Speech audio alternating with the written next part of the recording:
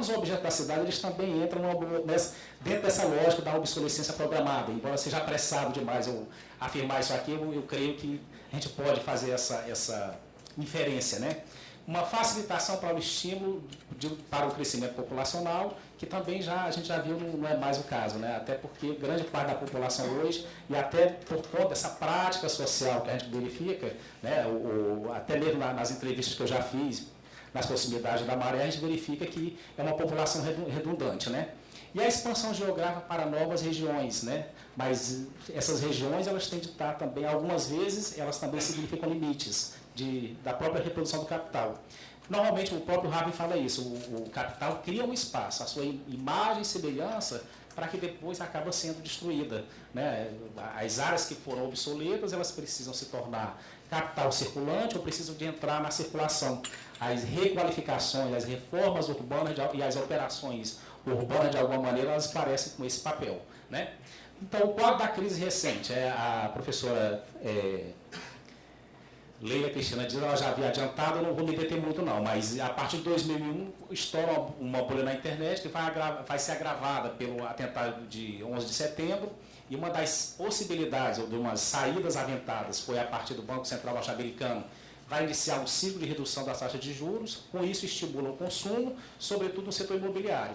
Ora, o que resulta no final é uma crise de liquidez e retração de crédito. Em 2004, os juros vão se elevando e no topo final, em 2006, os preços dos imóveis começam a cair, né? Existe uma crise de hipotecária já colocada nesse sentido, né?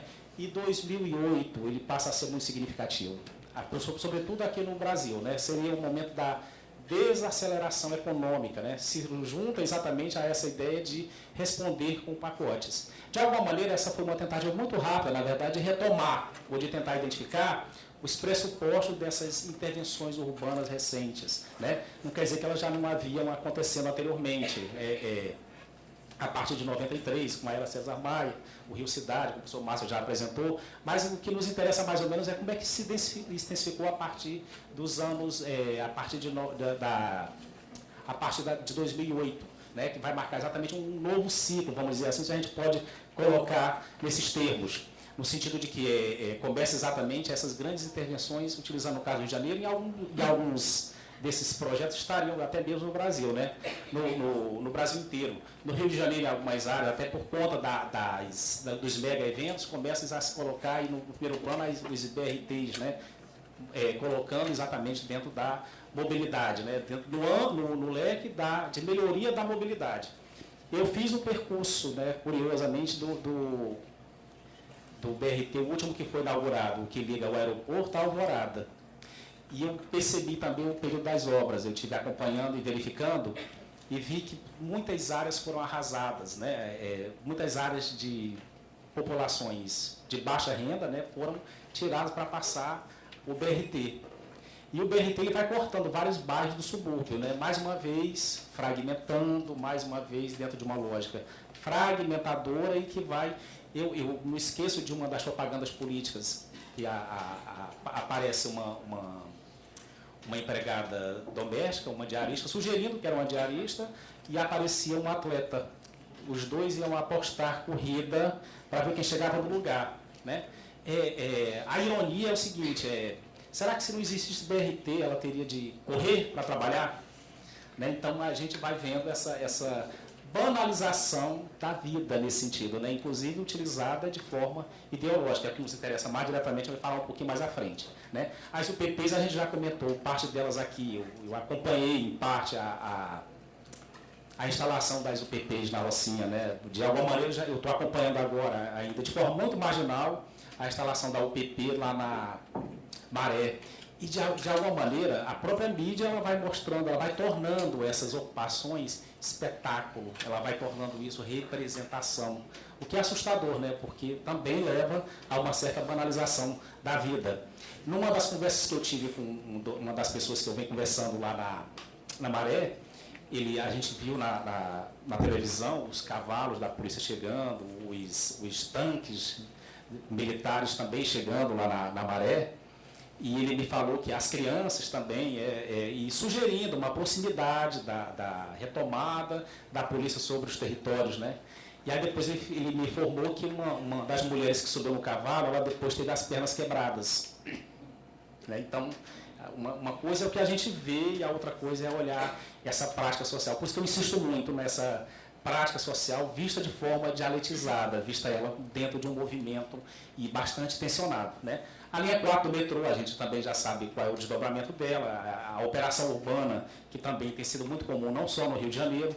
O Parque de Madureira. Madureira é um bairro do Rio de Janeiro que é um subcentro, uma centralidade popular, né, digamos assim, uma área que, de alguma maneira, tem do mesmo modo que é uma centralidade, mas também era um lugar de depósito de comércio do varejo, que sugere a sua obsolescência. E esse Parque de Madureira também levou no entorno o valor dos imóveis de forma assustadora. Né? Os parques também, no caso da Rocinha, teve o Parque 1, já teve iniciado ainda está muito polêmico o Parque 2. Inclusive, eles estão até com a proposta de colocar um plano inclinado na Rocinha e tem sido um dos temas mais polêmicos, né? Instala-se o plano inclinado, a gente opta por saneamento. O que é mais urgente? Né? Normalmente eu falo com eles, né? O que é mais urgente é o direito de ficar aqui. Não sei se a gente pode pensar se é urgente brigar pelo saneamento ou se é mais o direito de permanecer na Rocinha, uma das áreas que está entre as áreas mais valorizadas, de valor econômico e simbólico do Rio de Janeiro. Né? O Minha Casa Minha Vida, a professora Alete também já sugeriu, talvez ele venha um aspecto talvez tão mais cruel do que foi o BNH, no sentido de que ele acaba trazendo alguns transtornos, né? Valorizando, não, eu estou falando. Mas em relação ao BNH, porque valoriza as outras áreas, né? De alguma maneira vai estar ligada a essa ideia de valorização de outras áreas, ampliar o estoque de terras que já existia na cidade, então tem essas consequências. Né? E as obras para os mega-eventos, né? Todas elas são ligadas, todas elas estiveram, como a gente acabou de comentar aqui, ligada à crise de 2008. Né? Era uma maneira, é claro que nesse movimento da crise, o que estava em jogo era lançar esse excesso de liquidez no mercado. Uma das maneiras para tentar recuperar ou escapar da crise econômica. E uma das possibilidades, ela se estabeleceu exatamente através dessas obras. Né? Uma das estratégias era colocar ativos do Estado na economia para que ela pudesse, então, retomar o seu crescimento. Né? Então, se havia uma desaceleração, era necessário um programa que acelere. Então, o PAC ele vai sugerir essa ideia. Então, a gente está, algumas imagens que estão colocadas,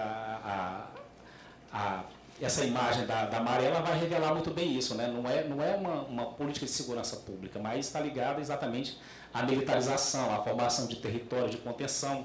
Né? Esse movimento está colocado aí. Então, e a outra questão é exatamente quando a gente começa a visualizar esses dramas. Né? O caso do Amarildo, que não foi o único desaparecido. Né? Eu tive alguns depoimentos na Rocinha que não foi só ele que era torturado. Né? Essa outra imagem aí é de uma moradora de Madureira também, ela ficou repetidas vezes na imprensa, né? Ela acabou sendo arrastada pelas ruas de Madureira, que caiu de um carro, isso foi também, então isso vai revelando esses termos da urbanização como tragédia. Então é por isso que a gente vê que esse movimento está ligado exatamente a essas mistificações. Na verdade, eu vou adiantar aqui as conclusões, porque eu só tenho 5 minutos. Então, o que promove, o que está na base dessa urbanização trágica, vai ser exatamente essa tríade, né? A mistificação, né? A alienação e a mistificação, a alienação e esses processos que estão vinculados a essa prática social que está revestida exatamente desse movimento. Né? Então, quais as possibilidades? Todas essas intervenções, elas não estão levando em consideração, na verdade, não é os interesses da população ou uma cidade para todos, vamos dizer assim. Né? O que, na verdade, se reitera é a propriedade privada, a cidade vai se tornando, nessa lógica de fragmentá-la, ou ao mesmo tempo que prevê ou mantém a homogeneização e que mantém ainda uma certa hierarquização, o movimento que está colocado aí é exatamente esse de reiterar a propriedade privada. Né? Então, não é a cidadania. Até porque fica diferente. Né? Na cidadão, a gente vai vendo que os cidadãos eles estão a parte reduzida. Né? Então, quem está fora dela, e eu acho que as imagens que o professor Márcio colocou e o professor Rogério também havia colocado, Então, eu acho que a Cláudia vai revelar o que significa essa tragédia, numa síntese. A Cláudia era mulher, era negra, favelada e, sobretudo, não era proprietária. Então, isso sintetiza como é que a gente chega nessa urbanização trágica, né? Dentro desse movimento que vai aparecer, onde tudo tem que estar na base da equivalência. E ainda era filha de policial. Esse dado para mim é novo, eu desconhecia. Então, são essas bases então, da urbanização trágica. Se ficou alguma lacuna, eu fiquei então para o debate. Vocês perguntem então. Obrigado.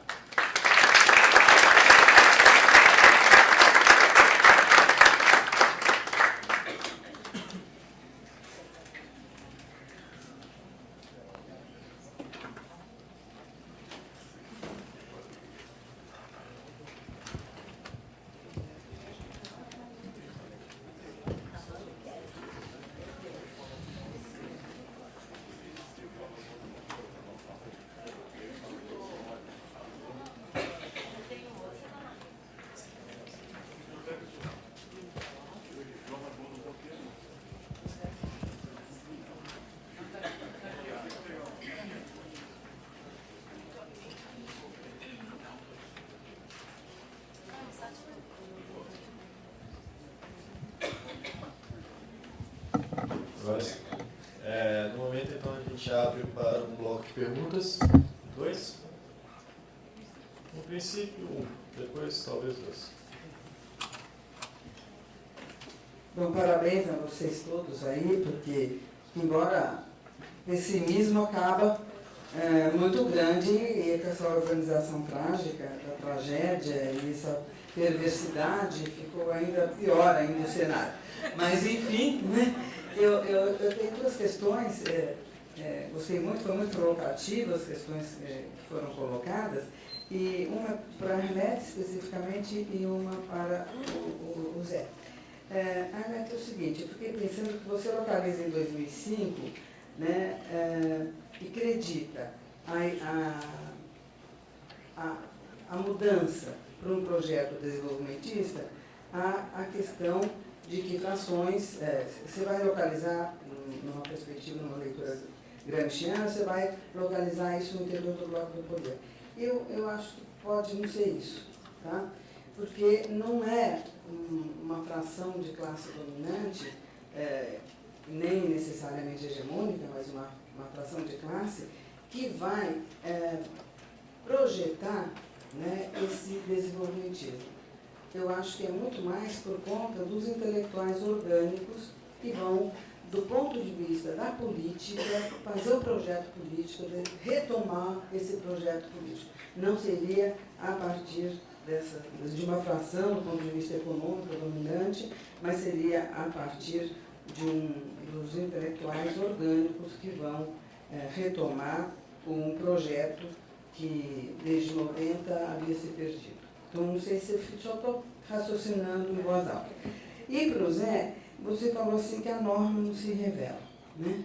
E aí eu falei, olha, no urbano a norma se revela de imediato, vamos dizer assim, aqueles que estão muito inseridos pelos impostos, né? Os impostos é a normatização do urbano, né? O direito a você usufruir aí da luz, da água, isso tudo tem uma taxa. Então, acho que ela é muito reveladora, né? Então, eu não sei o que você quis dizer com isso. Por isso que eu estou perguntando, porque eu acho que ela se revela de imediato no bolso, né? Então, nesse sentido.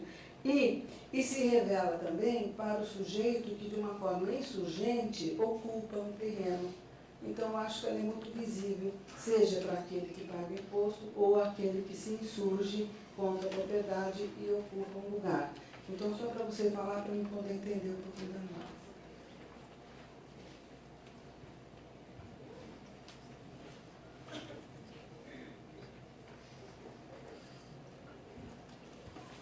Boa tarde, meu nome é Fábio, sou aluno de doutorado da Estadual do Ceará.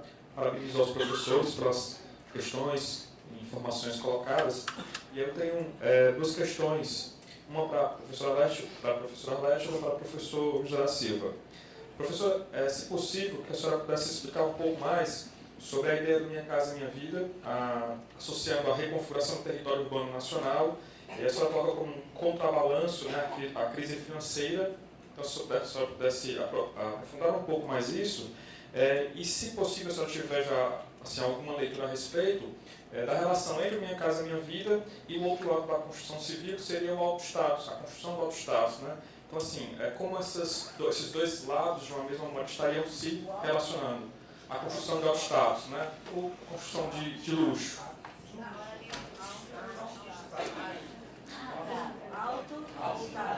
Sim.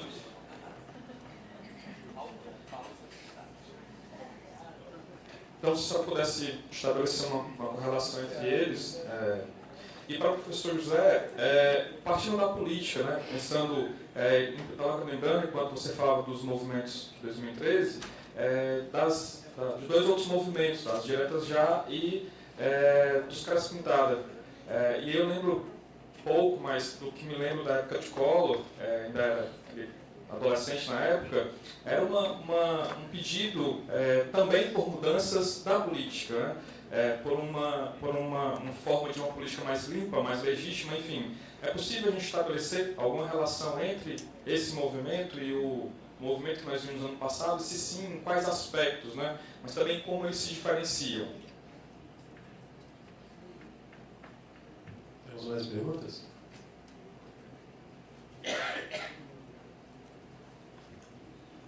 Bom, eu também parabenizo todos vocês pelas exposições que foram muito boas e sempre tem anotações para todos, mas eu vou focar um pouco na comparação do Minha Casa Minha Vida, já que ele foi objeto de atenção de mais de um expositor, então a pergunta é um pouco geral.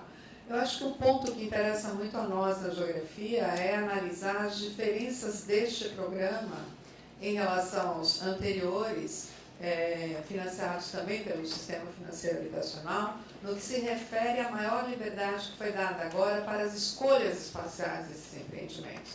Eu acho que esse é um ponto sobre o qual a gente poderia, talvez, se debruçar com mais atenção. Evidentemente que também nos anos de 1980 e 90, parte enorme dos recursos do Sistema Financeiro Habitacional foram dedicadas a construções que não eram populares. Então, deste ponto de vista, o avanço foi enorme, já que agora uma parte muito mais significativa desse bolo enorme, né, que vem do Fundo de Garantia para o Tempo de Serviço, mas também vem da caderneta de poupança, foram destinados no passado a empresas que produziram a verticalização e agora foram muito mais proporcionalmente importantes para os segmentos até, corresponderia hoje até 9 salários mínimos. E especialmente para a Leti, eu queria te perguntar, Leti, se você também não acha que este foi um aspecto que ajudou a explicar isso que você chamou de programas descontínuos, né, de pequena escala nos anos 1990. Eu não sei se realmente nós tivemos menos dinheiro do sistema financeiro habitacional porque foi um período de crise econômica. Tendo em vista que, em função da inflação, aumentaram os recursos na caderneta de poupança. Diminuiu no Fundo de Garantia para o Tempo de Serviço por causa do desemprego, mas aumentou na caderneta de poupança. Eu acho que essa foi a questão principal. Quer dizer, houve uma política de Estado que destinou maior parte dos recursos para empresas e para imóveis de médio e alto padrão. Isso foi uma mudança muito grande nos anos, enfim, desde o PAC e mais especialmente do Minha Casa Minha Vida.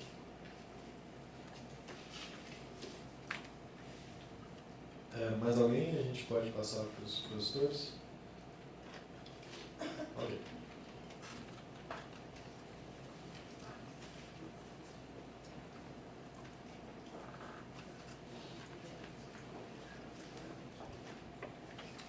Boa tarde. Queria agradecer primeiramente a palestra dos quatro, que foi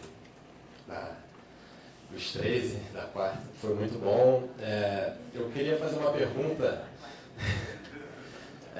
no sentido que eu percebi que foi tracejado muito rapidamente a questão dos movimentos sociais, outros processos contra-hegemônicos, né, que de alguma maneira tão presentes, foram muito presentes em 2013, eu acredito que não só na escala do Brasil, a gente teve manifestações aí brotando recentemente em Ferguson, nos Estados Unidos, teve em Cairo, no Egito, em Istambul, agora no México, inclusive também a sede do Palácio Governamental em Guerreiro foi incendiada, a casa do governador, o Occupy, o movimento Occupy, e aqui no Rio a gente teve a manifestação, que todos nós conhecemos, e o movimento Ocupa também, que eu acho que foi uma manifestação tentando fazer, de alguma maneira, uma versão brasileira do que aconteceu em Nova York, só que todos eles têm o sinal de que aconteceram em grandes metrópoles e, ao mesmo tempo, tiveram uma efervescência de meses e, de repente, se esvaíram, né? E eu acho que isso é muito sugestivo e interessante para a gente pensar, né? O espaço urbano como um espaço da prática social, da prática de luta política, mas que é um espaço que, pela sua configuração territorial, imobiliza, né, e incapacita também a gente pensar estratégias geográficas que, de fato, tenham uma substância e uma pertinência, né? Eu acho que, por exemplo, a gente pensar as práticas territoriais que vivem uma fragmentação total, né? Se a gente pensar que após o fim desse seminário, a gente vai sair, cada um vai para um lugar diferente da cidade, com um percurso completamente diferente, isso tem implicações fundamentais sobre a psique do sujeito e a capacidade cognitiva que ele elabora sobre o mundo, né? Então, se a gente tentar extrapolar isso para uma escala de divisão territorial do trabalho, né, de produção dos alimentos, produção dos minérios, tudo que isso que envolve a nossa existência totalmente indireta, incapaz da gente conceber, né, e que de alguma maneira está vinculado intimamente com a nossa existência individual, não sei, eu gostaria de saber de vocês o que vocês pensam, né, no sentido de sair do momento diagnóstico do problema, de uma sociedade de controle, de um capitalismo em crise, e de que forma vocês visualizam, né, brechas ou caminhos que de alguma maneira possam, de alguma maneira, amarrar nessas práticas completamente fragmentadas, né? Eu me lembro que o João Pedro Stedley, um dos coordenadores nacional do MST, numa entrevista naquele programa Provocações, do Azambuja, ele fala que a nova classe política, que de alguma maneira vai protagonizar uma tentativa de contra-hegemonia, de uma construção alternativa de sociedade fora dos padrões hegemônicos, seria os jovens da periferia das grandes cidades, né? Enquanto que outros, por exemplo, o Rui Moreira argumenta que o movimento de luta política se caminhou muito mais da classe operária para conflitos territoriais, tais como os quilombolas, os indígenas, os movimentos atingidos por barragens, os poceiros, que atualmente o mapa de conflitos no campo no Brasil tem crescido muito sobre essa classe. De alguma maneira, o que vocês visualizam dentro desse cenário, né, de que, de alguma maneira, o espaço urbano tem a possibilidade de ser um espaço de encontro, agregador, mas ao mesmo tempo fragmentador, né? E que é um espaço que incapacita a gente ter uma experiência sensível de toda a divisão do trabalho que envolve a nossa existência individual. Obrigado. Bom, nós encerramos o bloco de perguntas e passamos para os expositores. Depois, se sobrar tempo, a gente faz mais um. Pode? Bom, em primeiro lugar, eu queria dizer que eu não sou nem um pouco nem pessimista com a Minha Casa Minha Vida, nem eu acho que ele é ruim. A ideia, se eu passei essa ideia, não é isso, mas a gente tem que analisar as contradições. Nós vivemos no modo de produção capitalista e quando nós nos colocamos tendo como base de análise o método materialismo histórico dialético, nós temos que mostrar as contradições e os conflitos, né? É nesse sentido. Então, eu não sou contra, não. Eu sei, você corrigiu. Mas, e aí, assim, e isto remonta, viu, Carminha? Você tem toda a razão. Eu não coloquei os dados todos. E também eu não queria parecer alguém que estava colocando uma dimensão sem os dados para colocar. Mas, de fato, diminuiu o recurso do FGTS. ao consultar as atas do Conselho Curador do Fundo de Garantia, e é um dado difícil de conseguir, eu buscar o dado de qual é o recolhimento do Fundo de Garantia ano a ano, você vai para o site do Ministério tal, para o Ministério tal, e é uma coleta muito difícil. E eu me pautei mais nas atas do Conselho Curador de Fundo de Garantia, em que o tempo todo aparece como não tem dinheiro. Este é um elemento. Mas você tem razão. Tinha dinheiro, sim, mas não para habitação de interesse social. Eu concordo com você e eu vou, na hora que escrever o texto para publicar, eu vou dar uma dimensionada, inclusive dar os dados, né? O que aconteceu e para onde foi. O único programa do período FHC, da década de 90, que visava um atendimento da classe trabalhadora de baixos salários, era de crédito solidário, né? O programa de crédito solidário que tinha e que depois dele é incorporado como uma proposta de autogestão. Então, mas era um mínimo de recursos. O FAR, que é o Fundo de Arrendamento Residencial, e que formava em par, né, Programa de Arrendamento Residencial, era o que os movimentos populares diziam, uma caixa de surpresa fechada. Porque o que ele significava? Ninguém conseguia ter o leasing, porque na verdade o PAR e o FAR são leasing. Ninguém conseguia ter o leasing pelo preço dos imóveis. Então, tem razão, eu vou colocar de uma maneira mais clara, porque na fala também não dá. E aí, Sandra, eu acho que você matou na mosca. Eu marco 2005 exatamente com a saída do Palocci, né?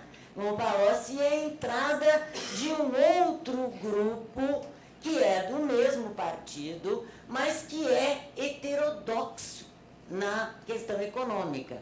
Porque o Palocci era ortodoxo e obedecia aquilo que estava sendo colocado pelo capital financeiro.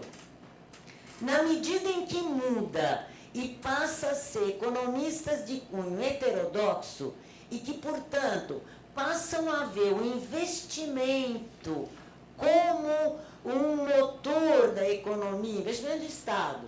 Aliás, o Brasil, se não tiver investimento de Estado, não sei nos outros países, nunca tem uma movimentação, né? Então, mas você tem razão, eu acho que eu peguei o discurso dos economistas que falam em bloco no poder, né?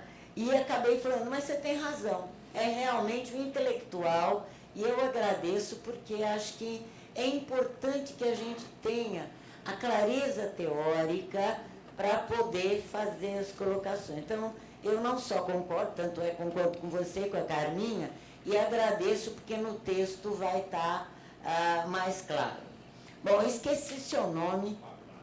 Ô, Fábio, é o seguinte, ao mesmo tempo, né, que tem a liberação de recursos, né, principalmente a partir de 2008, para o investimento na área de habitação popular, vou chamar desse tempo, antes disso já houve a abertura a possibilidade pela mudança de legislação e a abertura, portanto, está ligada, mas não só, e a abertura de capitais das empresas construtoras. Isto altera a dinâmica do setor. Não é uma coisa pequena, tem uma legislação do governo FHC que vai ser aprimorada no governo Lula e, dentre estes aprimoramentos, tem uma coisinha que parece deste tamanho.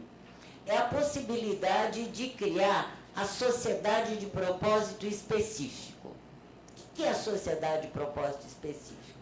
É um momento de aliança entre proprietário de terras, capital financeiro e capital, não é capital, mas não dá para falar capital imobiliário, mas é o capital do setor imobiliário. esta figura jurídica existe anteriormente, mas ela é aprimorada pela legislação. Esses três se unem na hora do lançamento do empreendimento. Ao lançar esse empreendimento, quem está financiando é o capital bancário, que vai financiar a parte construtiva, a parte de lançamento, etc. E quem está financiando também, indiretamente, é o proprietário de terra. Terminou o empreendimento, o proprietário de terra fica com N unidades, N apartamentos, o capital da incorporação imobiliária vai financiar, que pode ser pelo mesmo banco ou por outro, certo?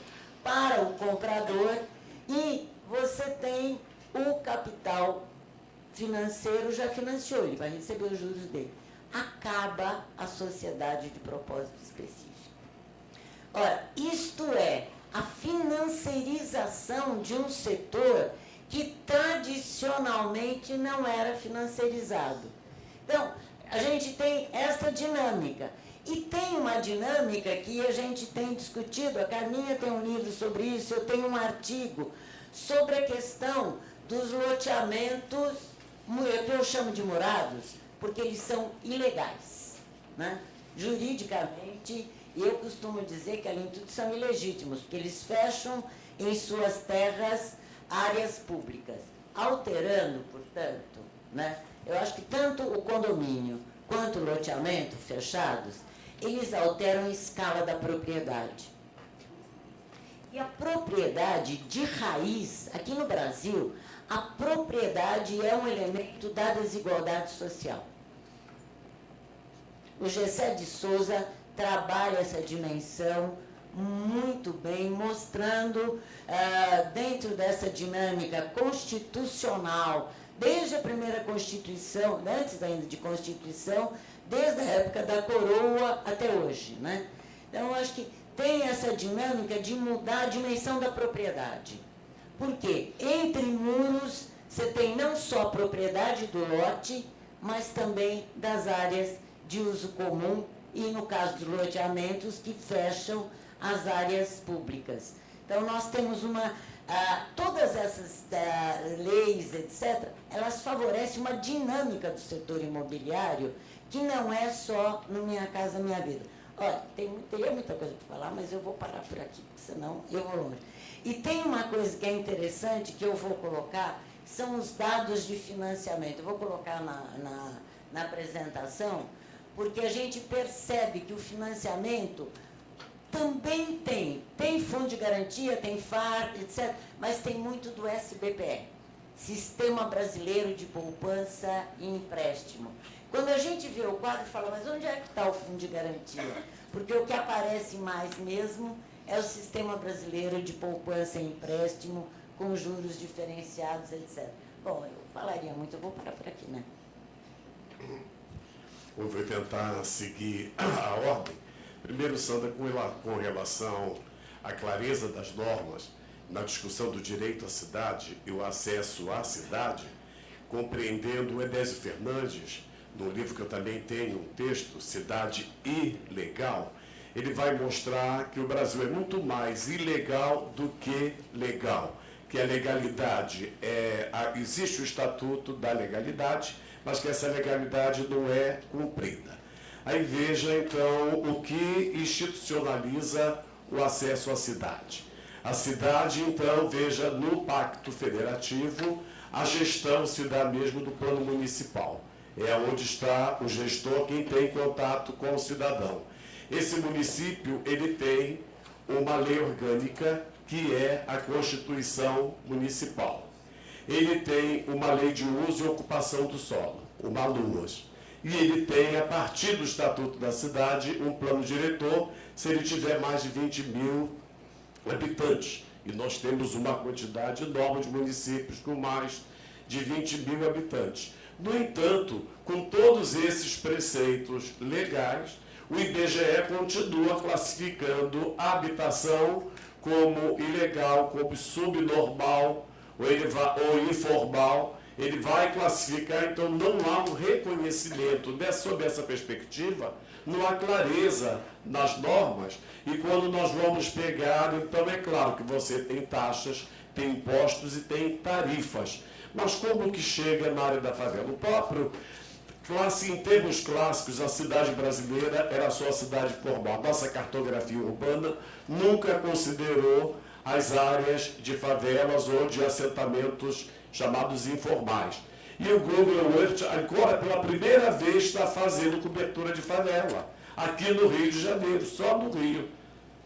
Não são todas as favelas, então isso mostra que o que é realmente essa cidade normatizada, dentro seguindo os preceitos de uma legislação da institucionalização, e como vai se dando, veja, na terra rural, a grilagem, a criação de documentos falsos para garantir o estatuto da propriedade, e como se dá o que foi discutido ontem aqui, a laje, a questão, as dificuldades de fazer a regularização fundiária, é nesse aspecto que não há tanta clareza. Fábio, quando você levanta a questão da relação entre 2013 e a direta já e os caras pintadas, há uma diferença enorme, porque nos três tem a presença da Globo, né? Então a Globo foi contra as diretas já, e ela, em nenhum momento, ela perseguiu o movimento. Chegamos próximo, mas não chegamos lá. A Globo, Proconsult, como que o Brizola ele vai denunciar o controle, né, do Ibope, né, o controle da eleição, do resultado de eleição, o Proconsult. E a Globo estava presente nos Carapintadas. Você veja, longe de defender o Collor, mas quando ele foi julgado pós-cassação, ele foi absolvido. Ele não ganhou, então, veja, ele foi absolvido do julgamento oficial, mas foi culpado do movimento. Então, veja que é uma contradição. E então, veja, direta já o peso da mídia. E já 2013 não é o peso das redes sociais. Então, a grande diferença é a passagem, o que é o controle da mídia, né, o jogo do capital. Por que o Lula perde para o Collor? O jogo da Globo. Por que o Lula perde para o Fernando Henrique? Passam 8 anos. E quando ele ganha, veja agora no processo, todas as vezes, sem entrar em jogo político, é a Globo.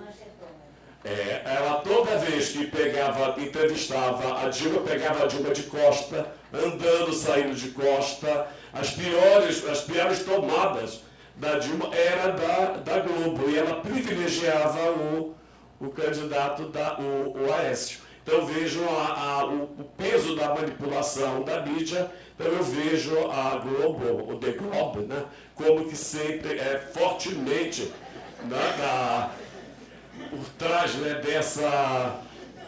dessa manipulação. E, Carminho, a Arlete já adiantou, mas a questão do Minha Casa Minha Vida, veja, a grande diferença é que agora ela atende também o papel das incorporadoras, o que não estava presente no BNH, com as Coabs. Então, as empresas locais, como isso propiciou uma formação de riqueza com as Coabs, com as cooperativas habitacionais, quando do BNH, e como Minha Casa Minha Vida centraliza a acumulação do poder em São Paulo, a Gafisa, a CRV, e como que elas só, num outro momento, né, que elas vão... O que acontece com a Gafisa? Ela entrou em quase todas as cidades brasileiras. Quando ela descobriu que era muito melhor, a pergunta que a Arlete deu agora com detalhe, para os imóveis de luxo, de alto status, ela preferia investir no Morumbi, no Higienópolis, no novo Front Fluvial de Pinheiros de São Paulo, do que trabalhar em casas de 40 metros quadrados, 36 metros quadrados ou em apartamentos compactos.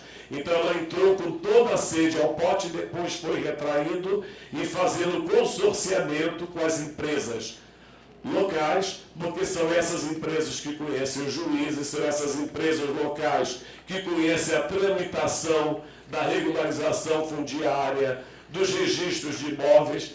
Então, é essa relação, acho que essa é uma das diferenças, das várias que tem, essa se apresenta como bem explicativa. E a pergunta do nosso colega é extremamente complexa das manifestações, mas realmente tem vários movimentos que sinalizam. Você deu o exemplo dos poceiros, nós temos os barrageiros, temos os quilombolas, então temos vários sujeitos sociais novos da cena política brasileira, e eles estão cada vez mais organizados, se mobilizam, nem todos na metrópole, sob a égide da metrópole. Então, o movimento dos barrageiros é um movimento que tem força, que tem expressão, né, e temos vários trabalhos acadêmicos, e está na mídia política, a discussão está posta, e os quilombolas sob a perspectiva do direito, pegando mesmo a figura do Estatuto da Cidade, que vai garantir o uso capião, tanto o uso capião individual como o uso capião coletivo, até 250 metros quadrados. Então, vejam essa relação que ultrapassa o movimento. Ele foi extremamente importante, sociologicamente ele adquiriu característica de turba-multa, na medida em que você não identifica os sujeitos, os diferentes sujeitos sociais, para a partir dele você estabelecer a interlocução. Então, na depuração desse processo é que nós teremos condições de identificar os sujeitos e ver, então, se vai partir para o enfrentamento. Aí, desse enfrentamento é que você vai ver de que forma a repressão, a organização, a militarização, ou as formas diferenciadas, né, de enfrentamento, e como vai realmente se estabelecer a luta pelo direito, na medida em que o objeto de desejo, aquele objeto que está sendo disputado, é a cidade, é o direito à moradia na cidade, é o direito à terra para plantar, é direito ao lazer, é a dimensão da festa, é do encontro. Então, o que está sendo reclamado e de que forma esse reclamo vai entrar na pauta política e vai alimentar uma agenda. Só dessa forma, então, nós poderemos avançar.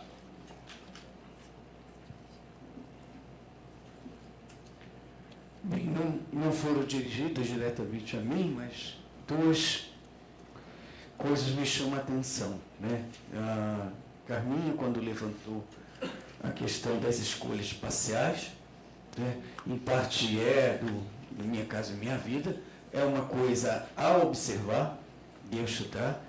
Eu acho que é uma preocupação. Há, inclusive, hoje, o próprio Ministério da Cidade tem se demonstrado preocupado com essa questão, né? O Elcio Pereira, lá na Santa Catarina, faz parte de um grupo que tem estudado essas questões, né? No sentido de ver quais os efeitos dessas localizações na vida, no tecido urbano, nas práticas, né, localmente, né, de cada lugar. No caso do Rio de Janeiro, há pessoas que têm estudado isso, né, mas assim,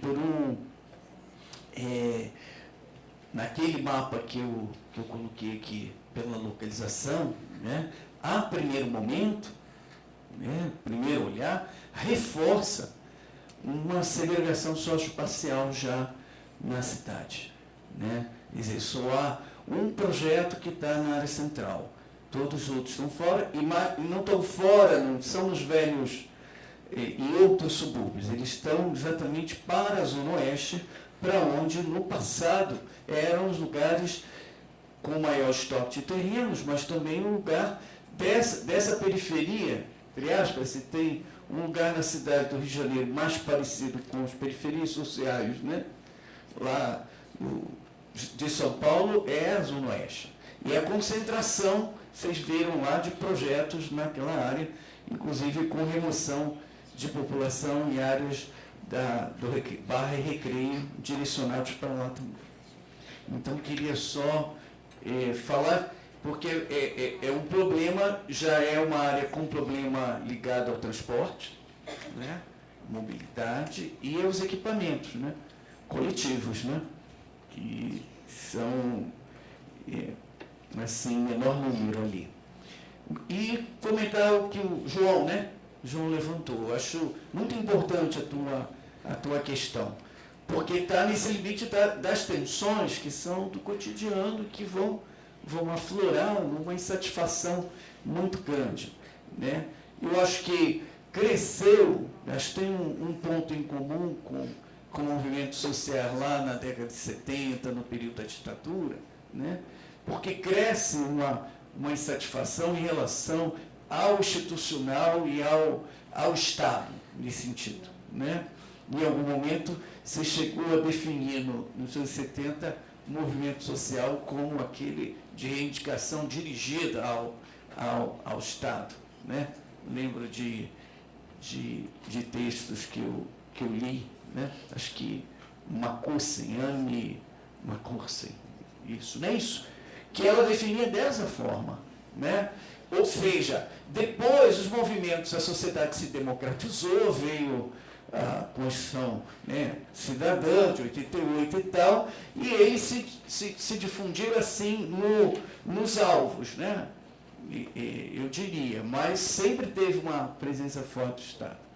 Então, essa questão é interessante, porque Milton, por outra globalização, ele coloca a questão de que estaria a resposta exatamente como você mencionou aí, nos pobres, né? Nos pobres da periferia, nos espaços que ele chamou dos homelentos, opacos, né? Mas essa ideia do territorial, ela é interessante, de que esses movimentos estariam se territorializando, como você está no Rui. Por quê? Se você olhar na cidade, esse processo, que é um processo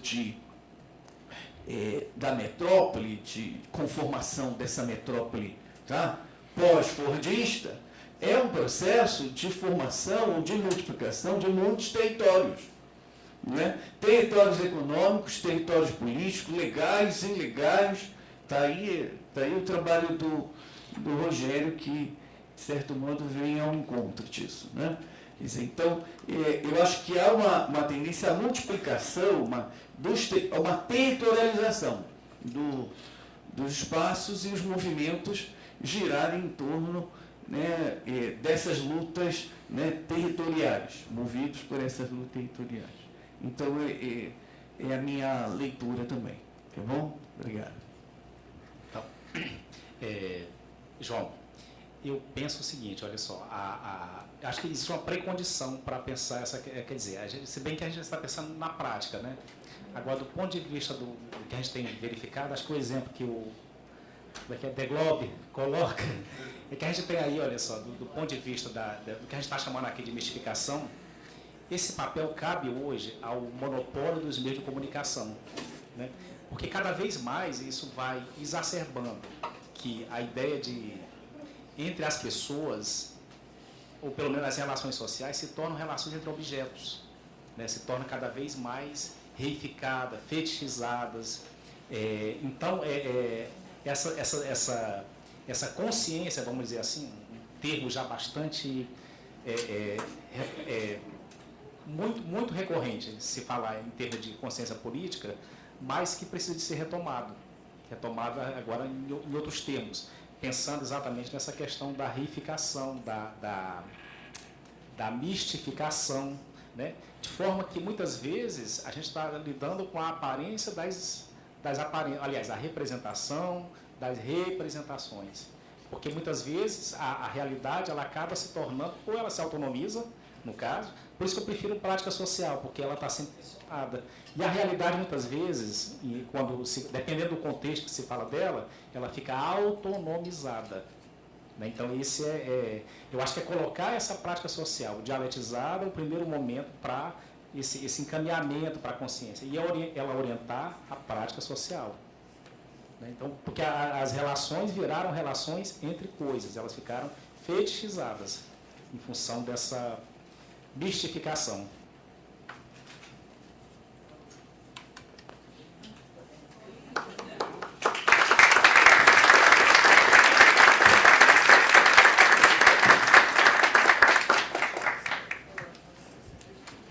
agradecendo, né, a presença ali forte, né, de todo mundo até o final, né, as pessoas resistentes, né, heróis da resistência, né, e nós estamos apenas no segundo dia, levando o dia.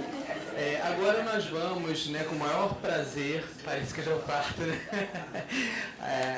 vamos agora todos para o lançamento.